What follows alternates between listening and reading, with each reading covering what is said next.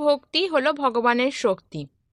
আবার অন্যদিকে বলা যায় যে ভগবানকে ভক্তি করাই ভক্তের ধর্ম, আর সেই ধর্মই হচ্ছে ভক্তের বর্ম।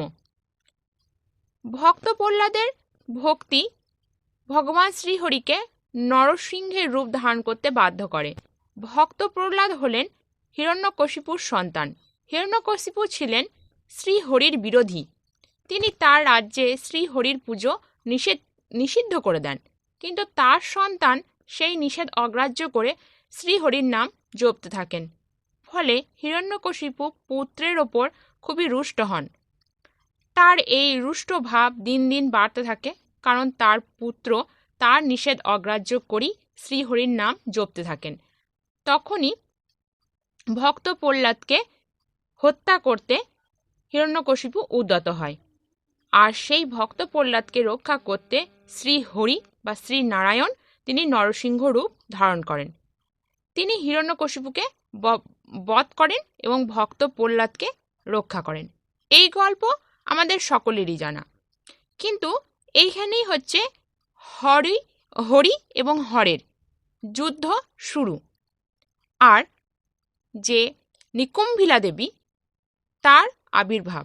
এই নিকুম্ভিলা দেবীর সঙ্গে হরির কি সম্পর্ক, কিভাবে কি হয়েছে না হয়েছে, সেই বৃত্তান্ত সম্পর্কে আজকে আমরা আলোকপাত করব। তার আগে আমি আমার সুধী বন্ধুদের জানাই উষ্ণ অভ্যর্থনা। হিরণ্যকশিপুকে বধ করতে শ্রী নারায়ণ তিনি নরসিংহ রূপ ধারণ করেন। তার মাথাটা হচ্ছে সিংহের এবং তার শরীরটা হচ্ছে নরের। তার এই রূপ ছিল ভীষণই ভয়ঙ্কর এবং তিনি ছিলেন অত্যন্ত ক্রোধান্বিত। তিনি হিরণ্যকশিপুকে বধ করেও শান্ত হতে পারছিলেন না। তার এই রূপ থেকে তিনি বেরিয়ে আসতে পারছিলেন না।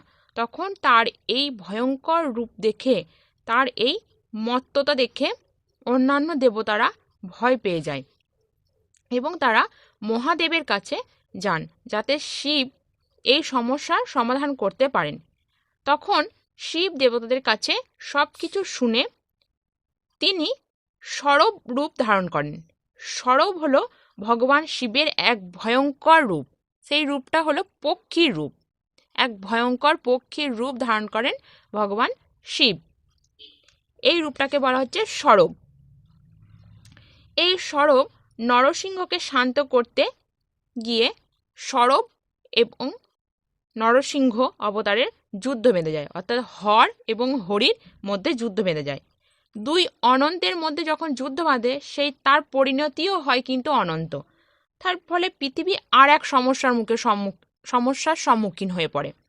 এই সমস্যা থেকে বাঁচতে দেবতারা ব্রহ্মার কাছে যান এবং ব্রহ্মা আর অন্যান্য দেবতারা মিলে তখন মহাশক্তি আরাধনায় বসেন। এই মহাশক্তি হলেন আদিশক্তি, দেবী শক্তি, মহামায়া। মহামায়ার কাছে সমস্ত দেবতারা এবং ব্রহ্মা মিলে যান এবং তাকে তারা আহ্বান জানান যে হর এবং হরিকে শান্ত করার জন্য। ইনি হলেন প্রত্যাঙ্গিরা দেবী। এই প্রত্যাঙ্গিরা দেবীর শরীরটা ছিল মানবীর, আর দেবীর মাথা ছিল সিংহের মতো। তারও রূপ ছিল ভয়ঙ্কর, কারণ শিবের যে সরব রূপ আর হরির যে নরসিংহ রূপ, সেই রূপ দুটোকে শান্ত করতে গেলে তাকেও একটা ভয়ঙ্কর রূপই ধারণ করতে হবে। সেই রূপটা ছিল কি না মহামায়া বা যোগমায়া। সেই রূপটা ছিল প্রত্যাঙ্গিরা দেবীর রূপ, যার মাথাটা ছিল সিংহের আর শরীর ছিল মানবীর। তিনি হর এবং হরির যুদ্ধস্থলে যান এবং সেখানে এক হুঙ্কারে তিনি হর এবং হরিকে শান্ত করেন। এই প্রত্যাঙ্গিরা দেবী হলেন শ্রীলঙ্কাতে নিকুম্ভিলা দেবী, যিনি হচ্ছেন রাক্ষসরাজ রাবণের কুলদেবী। এই নিকুম্ভিলা দেবীর যজ্ঞ করেই মেঘনাদ যুদ্ধ করতে যেতেন এবং প্রত্যেকটা যুদ্ধেই তিনি সফলতা পেতেন। কারণ রাক্ষস রাজ রাবণ কিন্তু এই নিকুম্ভিলা দেবীর পরম ভক্ত ছিলেন। তাহলে আমি যে বললাম প্রথমেই যে ভক্তের ভক্তি কিন্তু ভগবানের শক্তি। ভক্তের ভক্তি এমনই যে দেব দেবীকে কিন্তু ভক্তের ডাকে সাড়া দিতেই হতো। তিনি স্বর্গ থেকে পাতালেও কিন্তু পৌঁছেছেন ভক্তের ডাকেই।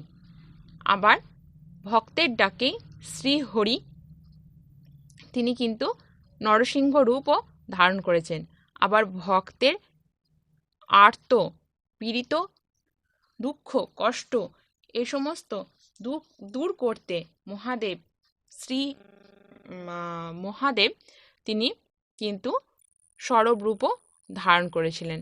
তাহলে বলা যেতে পারে যে ভক্তের ভক্তি কিন্তু ভগবানের শক্তি।